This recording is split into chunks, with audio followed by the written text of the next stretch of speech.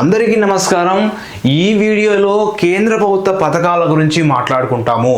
Most ఇంపార్టెంట్గా ఉన్నటువంటి ఆ పథకమైనటువంటి ఏ పథకం సార్ అంటే స్వచ్ఛ భారత్ అభియాన్ గురించి ఇక్కడ ఈ వీడియోలో మాట్లాడతాం. స్వచ్ఛ భారత్ అభియాన్ లేదా మిషన్ అంటాం. ఈ స్వచ్ఛ భారత్ మిషన్ను ఏ సంవత్సరంలో ప్రారంభించారంటే 2014 అక్టోబర్ 2వ తేదీన ఎవరి జయంతి సందర్భంగా? సో గాంధీజీ జయంతి సందర్భంగా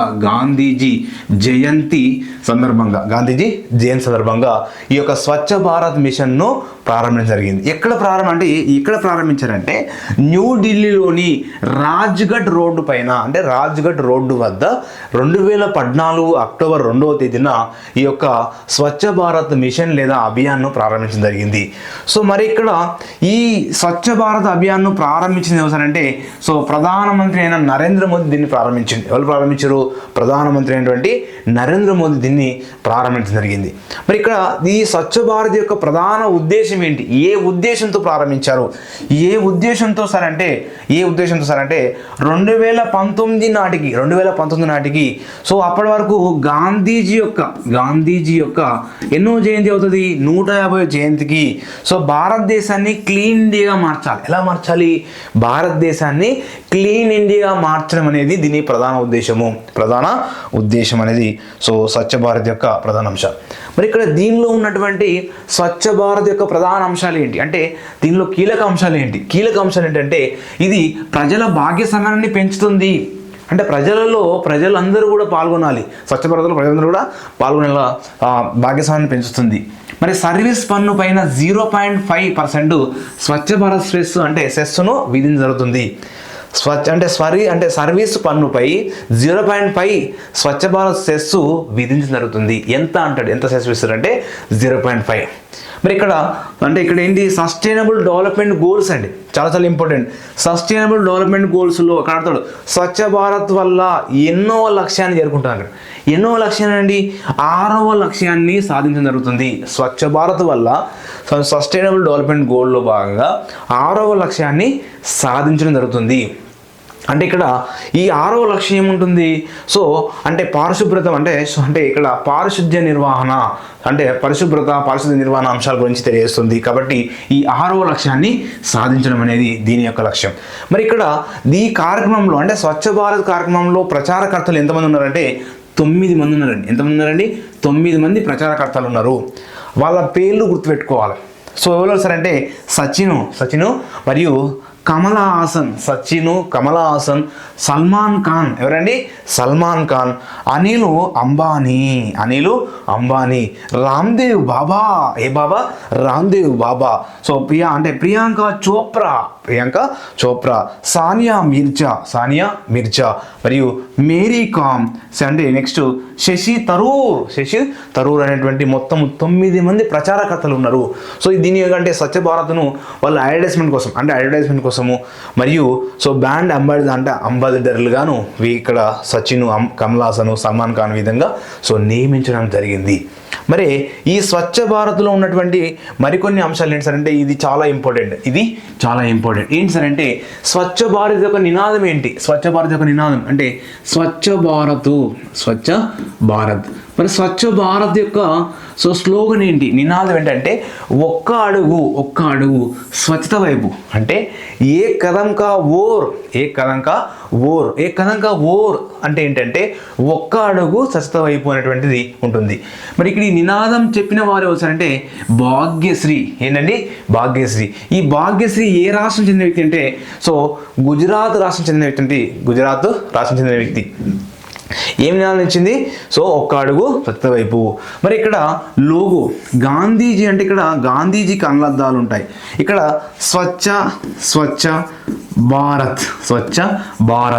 ఈ స్వచ్ఛ భారత్లో ఉన్నటువంటి గాంధీజీ కళ్ళద్దాలలో ఒకవైపు స్వచ్ఛ, మరొక వైపు భారత్ ఉంటుంది. ఈ యొక్క లోగోను తయారు చేసిన అంటే సో ఇక్కడ ఆనంద్ సో అంటే ఆనంద్ కర్బదార్ అంటారు. ఆనంద్ కర్బదార్ అంటారు. మరి ఇక్కడ ఈ అనంత్ ఇక్కడ ఏం లేదా ఆనంద్ అంటే లేదా అనంత్ శ్రీ అనంత్ అంటారు లేదా ఆనంద్ కర్బర్దార్ అంటారు.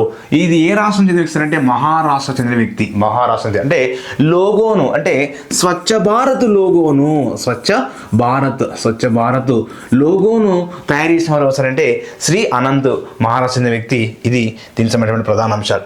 నెక్స్ట్ ఇది ఈ 2014 సెప్టెంబర్ 24వ తేదీన ఈ స్వచ్ఛ భారత్ పట్టణ ప్రాంతాలకు అంటే అమలు చేయడం జరిగింది.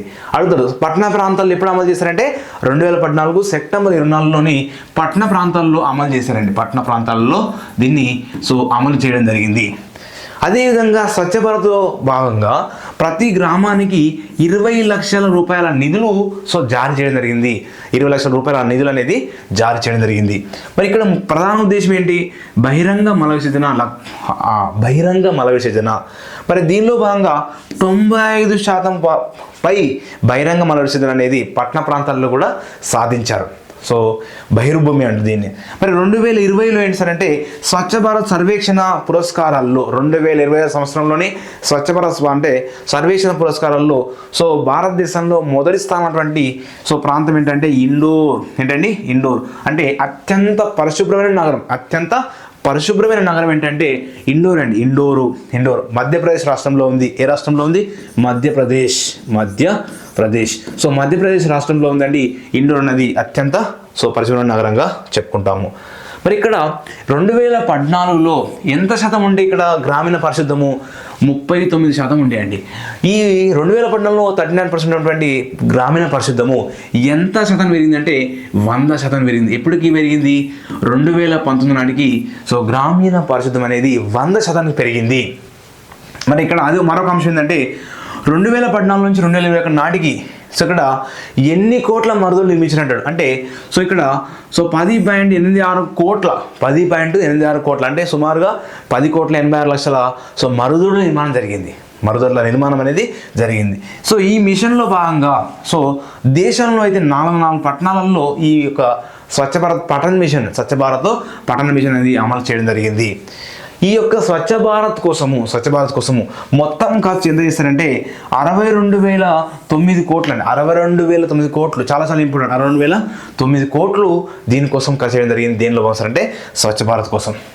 మరియు ఈ స్వచ్ఛ భారత్ యొక్క మొదటి దశ వేరే, రెండవ దశ వేరే. స్వచ్ఛ భారత్ యొక్క రెండవ దశ అంటే స్వచ్ఛ భారత్ మిషన్ గ్రామీణ అంటాడు. స్వచ్ఛ భారత్ మిషన్ గ్రామీణ దశ ఎన్నో దశ అంటే ఇది రెండవ దశ.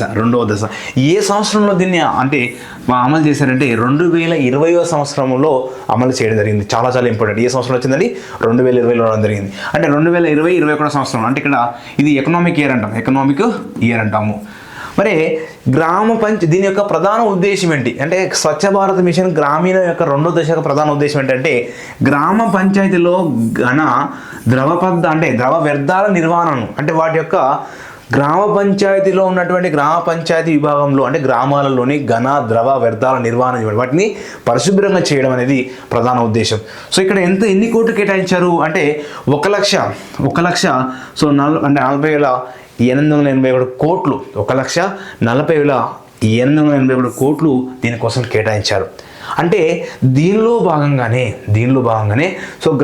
గ్రామాలన్నిటికీ కూడా ఒక ట్రాక్టరు అదేవిధంగా పరిస్థితి నిర్వహణ కోసము అనేక నిధులు కేటాయించడం జరిగింది.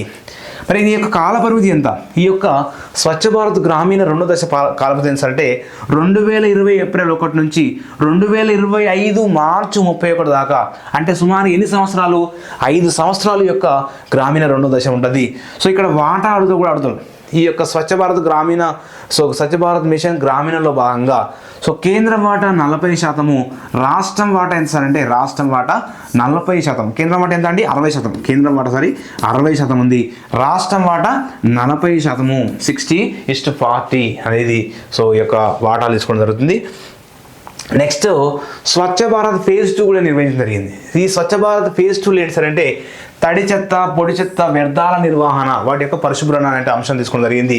దీనికోసము 40,700 కోట్లు కేంద్రం రిలీజ్ చేసింది. దీనికోసం 40,700 కోట్లు అంటే రిలీజ్ చేయడం జరిగింది. 2020లో ఇక్కడ ఈ స్వచ్ఛ భారత్ యొక్క యాప్ ఏంటండి Swachh Bharat app Swachh Bharat Swachh Bharat mobile app అంటాం. ఈ స్వచ్ఛ భారత్ మొబైల్ యాప్ను సో ఎవరు రూపొందించారు? సో తావర్ గెహట్లా లేదా దావర్ గెహట్లా అంటారు. లేదా తావర్ గెహట్లా అనేటువంటి సో ఈ యొక్క వ్యక్తి అంటే మహా వ్యక్తి ఏం చేశారంటే సో ఒక మొబైల్ యాప్ను తయారు చేయడం జరిగింది. ఏది సార్ అంటే స్వచ్ఛ భారత్ మొబైల్ యాప్. ఇది సో స్వచ్ఛ భారత్ యొక్క ప్రధాన అంశాలు ఇవి గుర్తుపెట్టుకోవాలి. మోస్ట్ ఇంపార్టెంట్గా ఉన్న అంశాలు మాత్రమే ఇక్కడ ఈ యొక్క వీడియోలో మనం మాట్లాడుకున్నాం. ఓకేనా? ఈ వీడియోస్ అందరూ కూడా please subscribe my channel and share your friends.